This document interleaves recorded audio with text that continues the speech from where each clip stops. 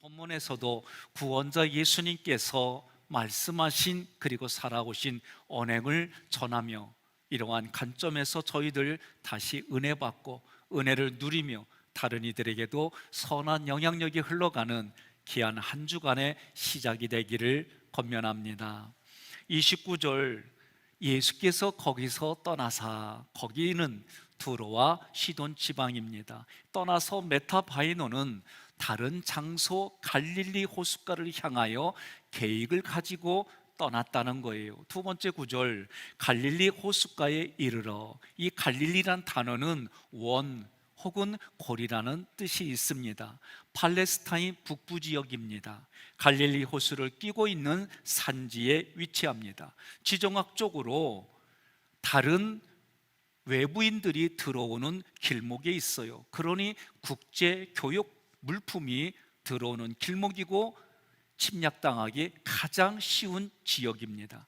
가나안 정복 후에 납달리 지파에게 주어졌지만 가나안 원주민들을 다 몰아내지 못했어요. 많은 원주민들이 잔존해 있는 지역이기도 합니다.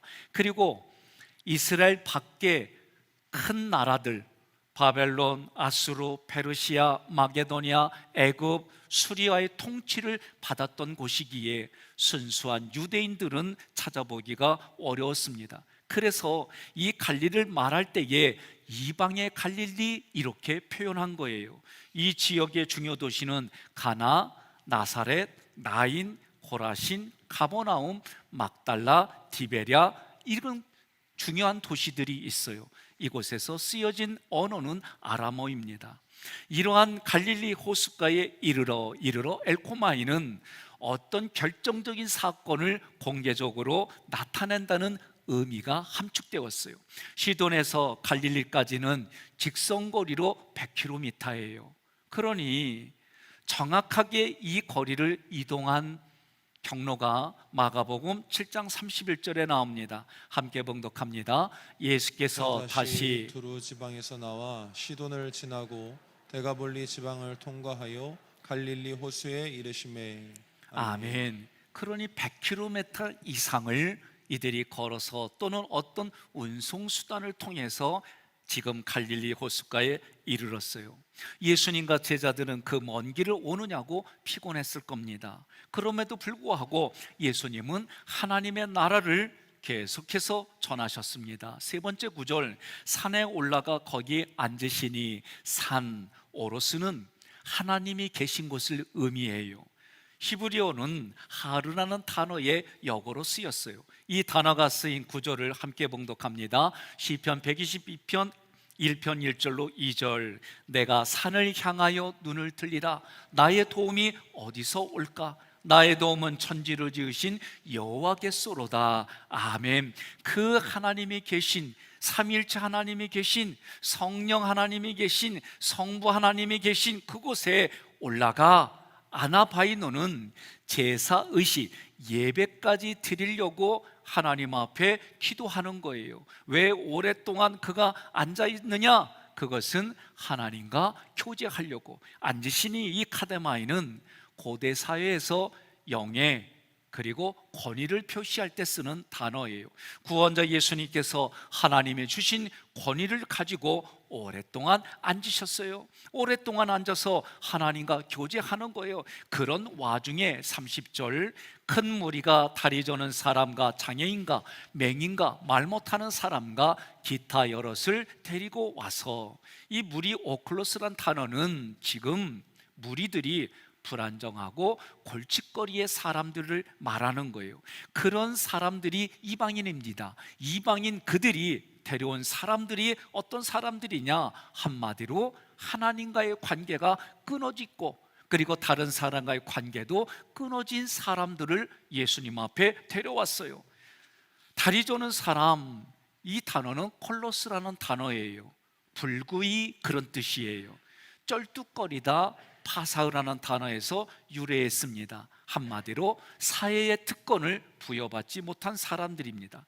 장애인과 이 퀼로스라는 단어는 수족이 잘리거나 그 수족이 크게 상한, 그래서 상해서 불구가 된 사람을 의미하는 거예요. 맹인은 이 T 플러스는 눈이 먼 상태입니다. 태어나면서부터 눈이 먼 사람이에요. 말 못하는 사람 코퍼스는 듣지 못하니까 벙어리가 됐고, 그리고 선천적으로 벙어리인 사람을 말하는 거예요. 기타 여럿을 데리고 와서 이 구절은 그 밖에 심히 아픈 사람들을 많이 데리고 왔다는 거예요. 이 와서 프로솔카마이는 예수님께 고침을 받으려는 계획을 가지고 작정을 하고 예수님께 왔다는 겁니다. 지금까지는 예수님이 먼저 우리를 찾아와 주셨는데, 오늘 본문에서는 우리가 예수님께 찾아가는 거예요. 어떤 모습일까? 지금 예수님에 대한 이야기가 흘러갔어요. 처음 듣는 사람에게는 예수님의 복음이 흘러가지만, 예수님의 말씀을 들었다면 이제부터는 예수님 앞에 내가 적극성을 가지고 나와야 되는 거예요. 옆에 분에게 인사합시다. 아멘도 적극적으로 해봐 그러세요. 두 번째 구절에 예수의 발 앞에 앉힘에 고쳐주시니, 여러분 잘 생각해 보세요. 우리는 이 세상에서 우리의 판단 기준과 함께 하지 못하는 사람은 소외시킵니다. 왕따를 시킵니다. 내 말 안 듣는다고 도와줄 것도 안 도와주고, 내 말 안 듣는다고 왕따시키고 소외시키고 외롭게 하는 것이 오늘날까지도 사람이 살아가는 일들 속에는 여전히 있어요. 그런데 예수님은 누구를 막론하고 함께 해주십니다. 더욱이 그들의 필요까지 채워주시는 분이 여러분과 제가 믿는 구원자 예수님이십니다. 그 예수님께서 지금을 살아가는 나의 삶의 필요도 채워주심을 믿으시기를 바랍니다. 그 예수님의 이름으로 구하시기를 바랍니다. 그래서 우리는 예수님만 구하는 거요, 예수님만 찾는 거요, 예수님 생명의 문을 두드리는 겁니다. 그리하면 예수님이 얻게 해주시고, 예수님이 발견하게 해주시고, 생명의 문 영생이 오늘 나에게 활짝 열려져서 여러분과 저는 영원한 생명을 소유하고 이 땅을 살아가는 줄 믿습니다. 그분이 누구냐? 구원자 예수님이에요. 오늘 두 번째 구절에서는 구원자 예수의 발 앞에 라고 기록이 되어 있어요. 이 발푸스는 힘을, 권위를 상징하는 거예요. 안침의 립토는 계획적으로 예수님 앞에 내던져졌다라는 거예요. 이러한 불구가 되어지고 마음이 아프고 육신이 아픈, 그리고 영혼으로 하나님과의 관계가 끊어진 사람들이 예수님 앞에 던져졌다는 거예요. 예수님 발 앞에 앉힘에, 다르게 표현하면 예수님의 권위를 인정하고 예수님이 고쳐주실 줄 믿고 기대하여 예수님께 자기 자신을 맡겼다는 거예요. 그렇게 맡기니까 예수님이 고쳐주시니, 이 고쳐주시니 테라피오는 예수님께서 직접 섬겨서 치료해 주셨다는 거예요. 그 마음속에는 이미 이들을 고쳐주시려고 작정하고 계신 예수님이라는 거예요. 그 예수님 앞에 나오시기를 바랍니다. 예수님 앞에 나오면 여러분 내 모든 문제가 해결됨을 믿으시기를 바랍니다. 31절, 그런 기대를 가지고 예수님 앞에 나갔더니 말 못하는 사람이 말하고, 태어나면서부터 언어에 불편합니다. 말을 전혀 못합니다. 이 사람이 말하고, 이 말하고 랄레고는 말을 전혀 못하던 사람이 지금 말이 계속해서 많아졌다는 뜻이에요.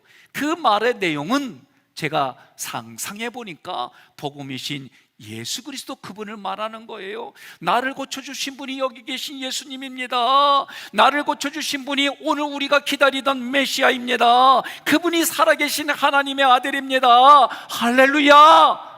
이 얘기를 얼마나 기뻐서, 얼마나 즐거워서, 얼마나 황홀해서 그 말을 계속하고 있을까?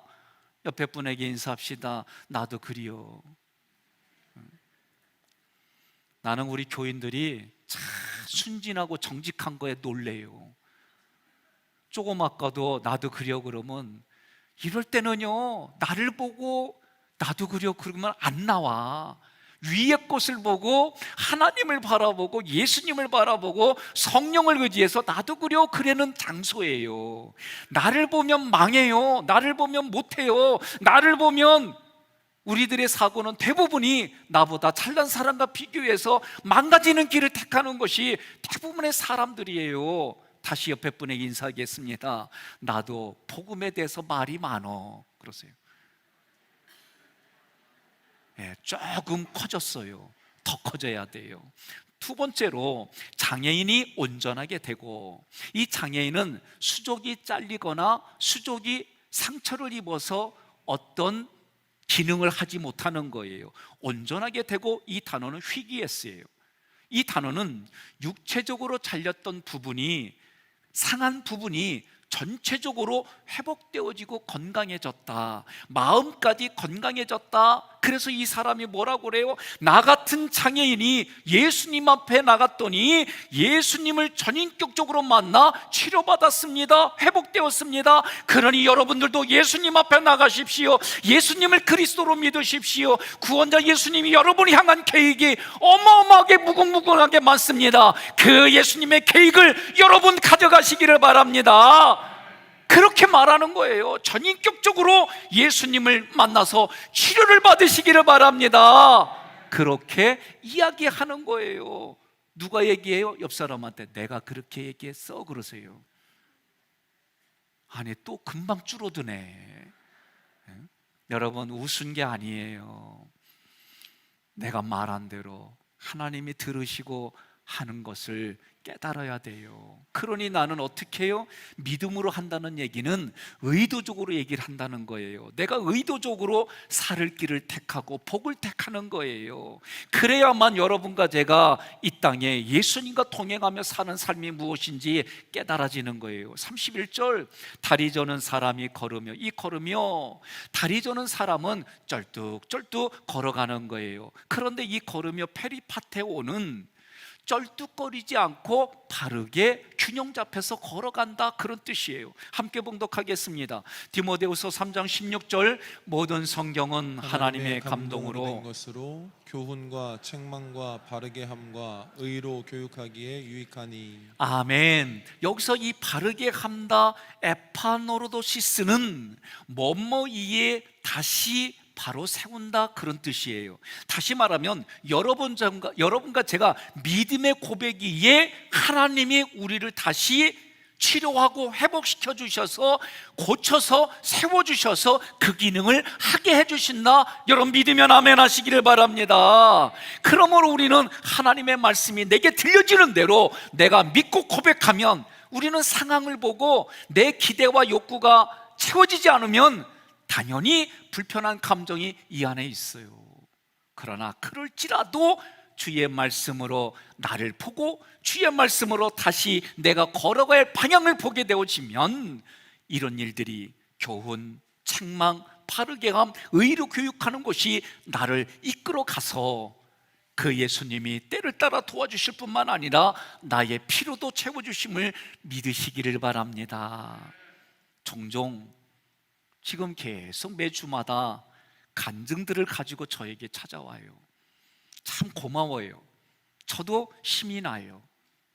하나님이 주의 종을 통해 말씀한 그 말씀대로 실행했더니 목사님, 이런 일들이 저에게 생겼어요. 오늘도 예배드리기 전에 어느 부부가 신방 때 받은 그 말씀을 가지고 그대로 행했더니 목사님, 신기하게 이렇게 됐어요. 나를 이곳으로 인도한 장로님과 이 교회를 만나서 내 인생의 문제가 이렇게 해결받고 주님의 은혜로 내 인생이 이렇게 흘러가요. 이런 간증이 나는 여러분들의 삶에 넘치고 넘치기를 주님의 이름으로 축복합니다. 주님과 함께 걸어가면 세상에 치우치지 않습니다. 주님과 함께 걸어가면 그분이 내 손을 붙잡아 주십니다. 그래서 나는 잘못 보고 잘못 알아듣고 잘못 판단해서 헛발을 디디지만 넘어지지 아니함은 주께서 내 손을 잡아주심이라. 여러분 믿으시면 아멘 하시기를 바랍니다. 31절 네 번째 구절, 맹인이 보는 것을 무리가 보고 놀랍게 여겨. 이 본다라고 하는 단어는 블레포예요. 이 단어는 눈을 떴더니 내 망막의 눈에 그냥 보이는 것을 말해요. 지금 맹인은 여지껏 보지 못했어요. 예수님을 보지 못했어요. 보고 싶어, 보고 싶어, 예수님 얼굴. 누가 불렀어요? 누가 불렀어요? 뭐 누가 불러? 내가 불렀지. 다들 삭개오라고 생각해요. 아니, 지금 내가 불렀잖아요. 지금 맹인은 보지 못하는 거요. 예수님을 보고 싶어도 보지 못했어요. 그러니 내가 오감을 통해, 그리고 내 귀로 들렸던 그것이 내게 생각이 되고 내 감정이 돼서 내 생각과 내 감정에 붙잡혀 살던 사람이 맹인입니다. 그런데 이 맹인이 예수님의 말씀과 손길을 통해 그가 고침을 받았어요. 눈을 떴습니다. 눈을 떴더니 예수님이 보입니다. 예수님의 말씀이 들립니다. 이 말씀은 지금부터 자기 중심의 생각과 감정에서 살아가는 것이 아니라, 지금까지는 내 중심과 생각과 감정으로 살아왔지만 지금부터는 예수님 중심으로 살아가겠습니다. 이런 고백이 이 눈뜬 사람에게 일어났다고 생각하니까 얼마나 황홀할까, 얼마나 기쁠까. 여러분, 이 황홀감과 기쁨으로 여러분 살아가기를 바랍니다. 하나님 만나는 기쁨, 그 하나님과 교제하는 이 기쁨이 그 어느 것보다도 우선해서는 안 되는 거예요. 이 모든 것을 누가 보았느냐? 무리가 보았다 그랬어요. 이 무리가 본 것도 블레포라는 단어가 쓰였어요. 만약에 이 보다라는 단어가 엠블레포 또는 호라우라는 단어가 쓰였다면 나는 이걸 해석할 때에 이 사람의 영혼까지 구원받았습니다 라고 확실하게 말하겠지만, 블레포, 육신의 눈으로만 보았다 그 얘기예요.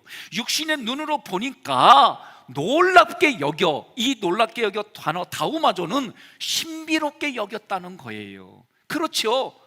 신비롭게 여겼어요. 뭔가 인간의 힘과 능력으로는 할 수 없지만 이런 것이 신비롭게 여긴 수준에 멈춰준 거예요. 만약에 이 놀랍게 여겨 대신에 깨달아졌다는 단어 기노스코가 쓰였다면 지금 이 구절에서는 육신의 행위뿐만 아니라 그 내면의 깊은 데까지 하나님을 영화롭게 하고 예수님을 구원자로 고백한 그 예수님을 통해 하나님을 보았다라고 해석이 되어질 텐데 조금 안타까운 거예요.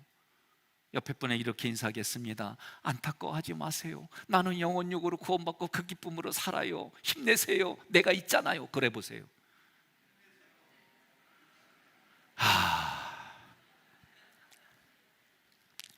여러분, 제가 요새 일어날 때요, 제가 으쌰 하고 일어납니다. 제가 언제부턴가 으쌰로 일어났냐면, 어느 분이 일어나는데 목사님 일어납시다 할 때 으쌰 하고 일어나더라고. 근데 그 연배들이 대부분 일어날 때 뭐라고 그러냐면 아구구구구구. 그래서 나도 모르게 아구구구구. 저도 그렇게 일어났는데 그 연세 드신 분이 목사님 일어납시다 으쌰 하고 일어나더라고요. 제가 요새는 으쌰로 바꿨어요. 저만 흘려보내는 것이 아니라 여러분도 저에게 흘려보내는 거예요. 특별히 설교할 때에 저는 여러분들의 아멘이 필요해요. 감사합니다. 네, 아멘 하면 나도 그 흐름으로 함께 같이 가는 거예요. 자, 지금 눈으로 통해 이방인들에게도 어떤 결과가 나왔냐면 이스라엘의 하나님께 영광을 돌리게 되었다. 이 구절의 의미가 어떤 것일까? 영광을 돌리니라, 이 독사조는 계획했던 대로 계속해서 하나님을 찬양한다는 뜻이에요. 잘 들으세요. 예수님을 모르는 이방인, 오늘 성경에 말하는 이방인, 오늘 우리도 교회는 왔지만 예수님을 모른다면 대부분의 사람들이 오감을 통해 내가 반응이 있어요. 자극이 돼서 내가 반응을 보이고 내 마음의 생각과 감정, 지정의가 도전을 받아서 부대끼다가 결국은 내 자기 중심으로 또 가게 돼요. 이거는 대부분의 자연인들은 누구나가 경험하는 거. 그러나 신앙인들은 하나님의 말씀이 내 심령에 거해요. 그래서 예수님께서 산상수훈의 첫 구절이 심령이 가난한 자는 복이 있나니 천국이 저희들의 꽃이요, 믿으면 아멘 하시기를 바랍니다. 내 영이 하나님의 말씀에 갈급하면 그 말씀이 내 영에 떨어지고 그 말씀이 나의 지정의 마음의 생각과 감정에 영향을 주고 나 중심의 생각이 하나님 말씀의 중심으로 여러분 깨달아져서 나의 마음의 씀씀이가 넓어지고 내 마음의 씀씀이가 깊어지고 내 마음의 씀씀이가 높아지는 거예요. 그래서 제가 신학교 때는 믿음 있는 사람이 헌금하는 겁니다라고 했는데 제가 목회를 하면서 생각이 바뀌었어요. 헌금하는 자가 믿음 있는 거예요. 이거 가지고 저도 오랫동안 욕했지만 내가 삶을 살아보니까 믿음이 있다고 우리가 생각하는 기준들이 육신적으로 내 눈에 불레퍼 보이는 대로 하나님께 영광을 돌리는 일들이 주일 예배 잘 성수합니다, 내가 11조로부터 헌금을 잘합니다, 헌신합니다, 이러면 우리는 다 믿음이 좋다 말하지만 내적 치유에 여러분이 들어와서 우리를 만든 기질을 공부하고 그 기질의 양육 패턴을 보게 되면 믿음과 상관없이 그 사람의 토양이 그러다는 것을 알게 돼요. 그러니 정말 믿음이 있으면, 믿음 있다는 얘기는 내 마음에 있으면 물질이 간다라고 하는 얘기가 여러분 깊이 마음에 들어와야 되는 거예요. 자, 영광을 돌리느라 제가 볼 때는 이 수준이 영혼의 수준까지 들어간 게 아니에요. 제가 볼 때는 육신의 눈에 보이는 수준에서 이들이 영광을 돌렸어요. 자, 무엇을 하든지 하나님의 영광을 위하여 살아가도록 우리는 배워봤고 내가 그렇게 살아가려고 애쓰고 자녀들에게 그렇게 가르칩니다. 중요한 것은 예수님도 하나님의 영광을 위하여 살으셨고 제자들에게 가르쳤어요. 예수님이 가르쳐 주신 하나님의 영광은 자기가 져야 할 십자가와 하나님의 능력으로 부활하는 이런 모습들을 제자들에게 하나님의 영광으로 가르쳐 줘야 되는 거예요. 예수님께서 십자가를 지시기 전에 이러한 것들을 먼저 말씀으로 가르치고 삶으로 보여준 것이 예수님이 이방인 지역에서의 사역입니다. 제자들은 누구에게 가야 되느냐? 이스라엘의 잃어버린 양에게로 가라 말이에요. 이 이스라엘의 잃어버린 양이라고 할 때 이스라엘은 하나님과 더불어 하나님이 주시는 힘으로 내가 강성해진 그 사람이에요. 그 사람이라고 이렇게 정의할 때는 유대인에게만 국한되는 것이 아니라 모든 하나님의 피조물에게 해당되는 거예요. 그런데도 제자들은 유대인에게만 이 편협한 시각을 가지고 있었어요. 그래서 예수님은 제자들에게 잃어버린 바 되었고 버림을 받았고 도움이 필요한 모든 사람에게로 나가서 가르쳐야 할 필요성이 오늘 이방인 지역에서의 예수님의 사역입니다. 제자들은 유대인들에게뿐만 아니라 이방인에게도 나가야 되는 거예요. 그 이방인의 땅에서 예수님과 함께 지낸 기간이 대략 6개월입니다. 그 근거가 뭐냐? 마태복음 14장 19절 함께 봉독합니다. 우리를 명하여 잔디 위에 앉히시고 떡 5개와 물고기 2마리를 가져사 하늘을 우러러 축사하시고 떡을 떼어 제자들에게 주시매 제자들이 무리에게 주니. 아멘. 지금 지난번에 오병이어에는 빈들이 잔디로 자랐어요. 그러나 마태복음 15장 다음 주에 할 33절로 35절에는 칠병이어가 나오는데 여기에 땅은 잔디가 메마른 땅이 돼버렸어요. 결국 거기는 겨울이에요. 그러니 잔디가 자라서 겨울이 된 이 기간이 대략 6개월인데 이 6개월 동안 예수님이 이방인 지역에 머무른 거예요. 그 의도가 뭡니까? 예수가 복음이신 예수가 오셔서 하나님의 아들이신 예수가 그리스도로 오셔서 하나님이 예수님을 통해 가신 그 모든 것들을 믿게 하려는 대상이 이방인들에게까지도 흘러가야 한다, 이것을 가르쳐 주려고 오늘 예수님이 오늘 본문에서도 제자들에게 그 사역을 하는 거예요. 그래서 제자들도 어디 있었느냐? 예수님의 발 아래에 있었던 거예요. 그 발 아래에서 방해받지 않고 제자들에게 자신의 십자가 위에서의 죽음과 하나님의 능력으로 부활하는 것을 가르치는 거예요. 이것으로 제자들에게 하나님의 영광을 가르치고 그 자리까지 제자들을 이끌어 간 거예요. 지금을 살아가는 우리들도 마찬가지입니다. 그 무엇보다도 그 예수님을 앞서서는 안 되는 거예요. 우리의 모든 것이 하나님을 기뻐하는 그 마음의 자세로, 하나님을 기뻐하기 때문에 그 자세로 배우자와 자녀들과 내 이웃에게로 더 흘러가 내가 만나는 그 모든 사람들에게까지 이것이 흘러가는 거예요. 그러면 예수님은 우리에게 썩을 것을 가져가시고, 우리는 가지고 있는 썩을 것을 가져가시고, 그분에게 영원히 썩지 않는 영생을 우리에게 나눠주셨어요. 우리는 그러한 신앙생활 속에 오늘 자신의 피로마저도 채워주시는 주님의 은혜가 있음을 믿으시고, 그러나 예수 믿고 우리가 연수가 이렇게 흘렀습니다, 예수 믿고 1세대, 2세대, 3세대 흘러갑니다, 그런 분들은 내 기준이 세상의 조건이 아니라 하나님이 내 삶의 기쁨입니다. 예수님이 내 삶의 기쁨입니다. 성령님이 내 삶의 기쁨입니다. 이 기쁨으로 나머지 모든 것까지 채워지는 경험을 여러분들이 일일이 다 하시기를 주님의 이름으로 축복합니다. 그것이 하나님께 영광을 돌릴 때에 주님과 함께하는 기쁨이 내게는 영광입니다. 주님과 함께하는 기쁨이 내게는 영광입니다. 그렇게 고백하시기를 바랍니다.